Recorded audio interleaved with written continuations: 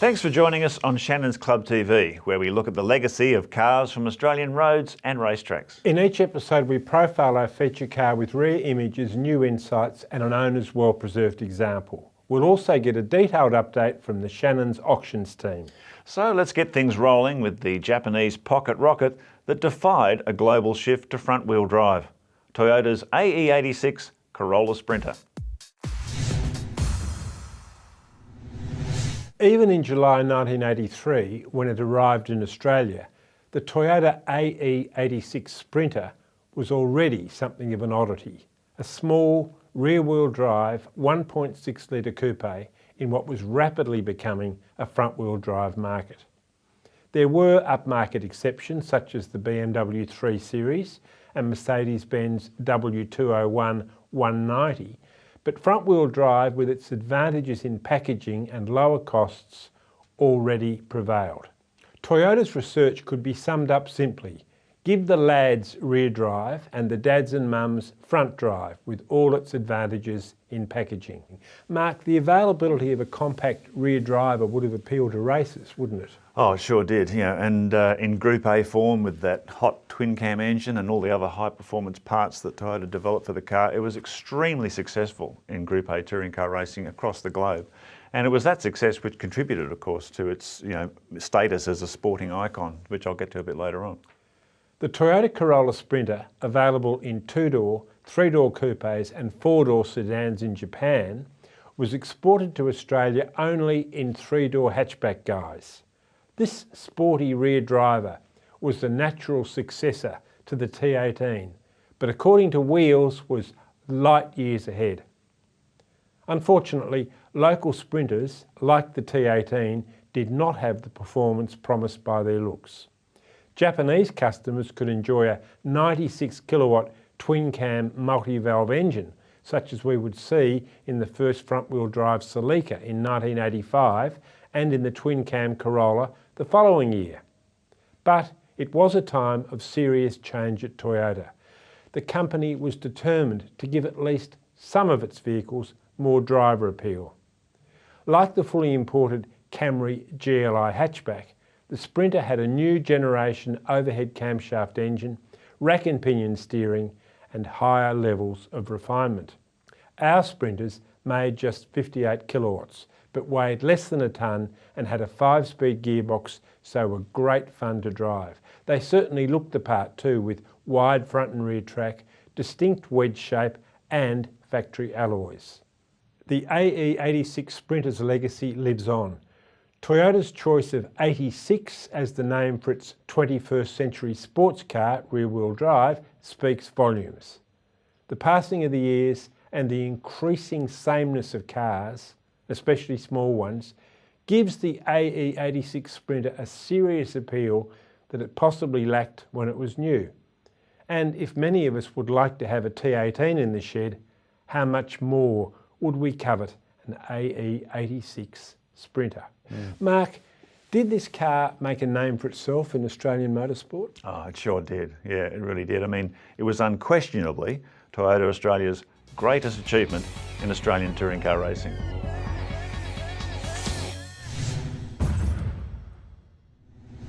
The AE86 Corolla Sprinter was in production for only 5 years, but in that time it proved to be one of the world's best Group A touring cars, with many victories around the world. In addition to winning the manufacturer's title in the 1986 European Touring Car Championship, it also won its class 5 times in the Spa 24-hour and scored consecutive drivers' titles in the UK. And in Australia, the factory-backed red and whites dominated the small car class, including several Bathurst wins. So what made the AE86 Sprinter such a successful race car? Its excellent weight distribution, light curb weight of less than 1,000 kilograms, and rear-wheel drive for starters, combined with Toyota's hot Japanese spec twin-cam engine, larger and stronger diff, and four-wheel disc brakes. John, it was a real shame, we didn't get the hot Japanese specification model in Australian showrooms, wasn't it? Yes, and quite a paradox, because 2 years later, Toyota changed the Celica from being rear-wheel drive to front-wheel drive, which you might have thought would make it less of an enthusiast car, but actually with that lovely twin-cam engine and superb handling, it was great. But wouldn't it have been terrific if if we'd had that hot engine in the rear-wheel drive Sprinter, which would have sort of made that transition a bit smoother. They were unusual decisions sometimes made They by Japanese were. car companies. You look at some of the specs of cars that we got here compared to what they got in Japan, in the US or Europe, and it was like, hang on, we got a bit shortchanged. That's right. Yeah. But Toyota was just entering that phase in Australia where really it could do no wrong. Yeah. The cars, like things like Cressidas, just pretty much sold themselves. Yeah, they were riding a crest of a wave. They were. Yeah. Toyota Team Australia and its AE86 Sprinters were raring to go in 1985 when Australia adopted international Group A rules, dominating the Touring Car Championship with a perfect score of 10 class wins from 10 starts. TTA also won 5 from 5 in the combined Endurance and Manufacturers Championships, including an emphatic Bathurst win. With Toyota shifting to front-wheel drive for all future Corolla production, TTA started competitive trials of a new AE82 hatchback in 1986. However, the rear-drive Sprinter continued to lead the charge, playing decisive roles in Toyota winning the inaugural Australian 2-litre Touring Car Championship and back-to-back Endurance and Manufacturer crowns. 1987 was much tougher for TTA, with the Works Sprinters outclassed by Mark Scaife's Works Nissan Gazelle in the 2-litre series, before both Toyotas were seriously damaged in an infamous multi-car crash at Bathurst. Although the AE86 Sprinter had ceased production by 1988, it secured Toyota's first outright manufacturer's title, shared with Ford and BMW. And in its last Bathurst appearance, won its class and finished in the top 10, an amazing achievement. In 1989, it also helped to clinch another manufacturer's crown in a memorable final season. With such a phenomenal record, the deep respect the AE86 Sprinter commands today within racing circles and the booming Japanese car scene is clearly justified. Remember, you can build your own virtual garage on the Shannons Club website.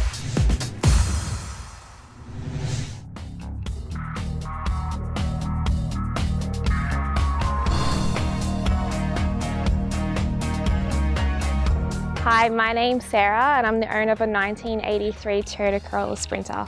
I purchased this car in May 2017. The key features are that it's a rear-wheel drive car.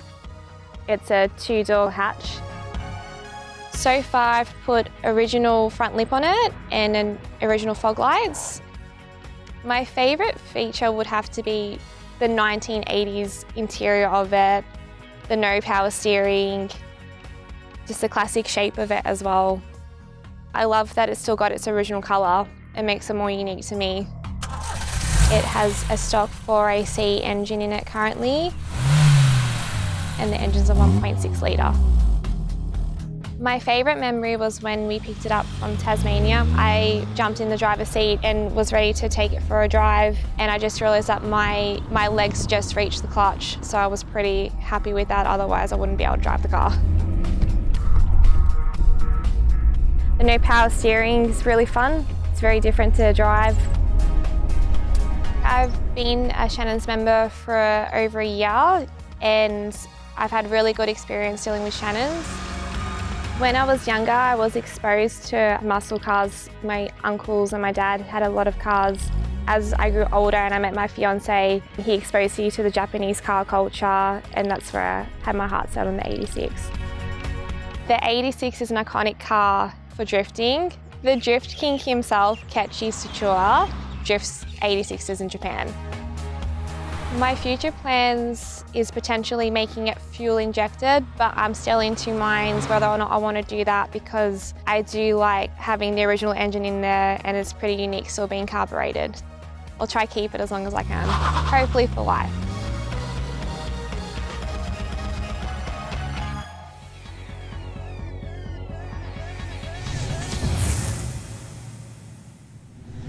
Well, Shannons National Auctions Manager Chris Borobon has dropped by to bring us up to speed on the AE86 Sprinter. Welcome, mate. Christoph, the AE86 Sprinter that was sold here in 1983 was a fairly basic car, but there have been some red hot ones that have come in since. Yeah, absolutely. I mean, haven't they made a comeback? We see them, highly sought after with the younger generation as JDMs now, and also in the last few years in drift scene. So and most of them are not standard. You know, some highly powered engines and both naturally aspirated and turbocharged. So what are the implications of this for the value of a stock standard Australian delivered car? I think it's great to try and find one. Whether the car will remain stock is another story. I think there's plenty of people trying to find an original car that they can potentially improve. And I mean, as you said, you know, we really got the cooking model version of the AE86. Sure did. Yeah. And you know what some of the imported models, you know, had, the Torentos as they were known. Just a beautiful little car. Yeah, and I think that's probably why there's such a big following today. So do you think for a Japanese collector, we hear about Japanese coming over and buying the cars that were delivered here from Japan, but do you think the Australian spec, you know, with its single overhead cam engine and the drum brakes and all, is that something that an overseas collector would be chasing? No. You don't want to think about that. Definitely not, no. That doesn't get me excited. No, look, I think if you're after something that you... just to take you out for cruising, that's fine.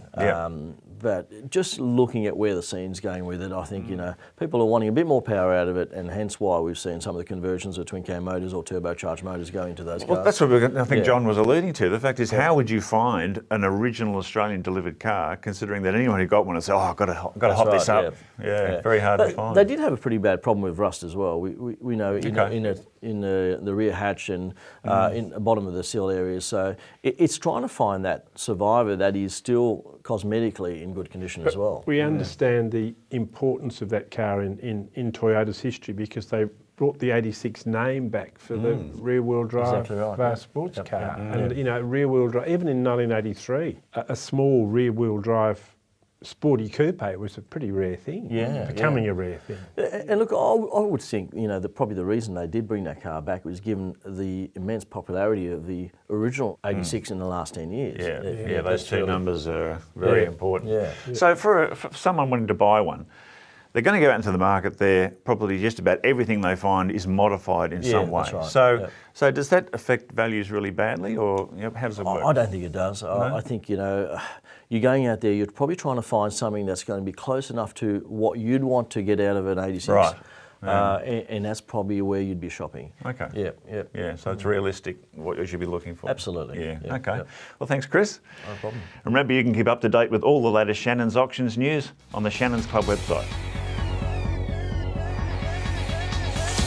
For your own race image of the Corolla Sprinter, visit AutoPic's incredible motorsport photo archive. John, looking back on the AE86, it'd be fair to say that was the last of the affordable rear-drive small cars, wasn't it? Well, it was, but like Joni Mitchell said, you know, you don't know what you've got till it's gone. In 1983, we weren't leaping up and down and saying, goody, a rear-wheel drive car, but it was essentially the last of the affordable shopping trolley type rear-wheel drive cars. In fact, in that year, Toyota Australia brought out the first front-wheel drive Corolla, so they were selling the rear-drive Sprinter and the front-drive Corolla in the same showrooms. It's quite incredible what it achieved in motorsport too. For what it was quite a simple car, its performance on the international stage was just phenomenal, really, for what it was. Absolutely. Yeah, very memorable. Yep. We hope you've enjoyed reflecting on the iconic AE86 Corolla Sprinter. We hope you can join us next time for Shannons Club TV. Bye for now.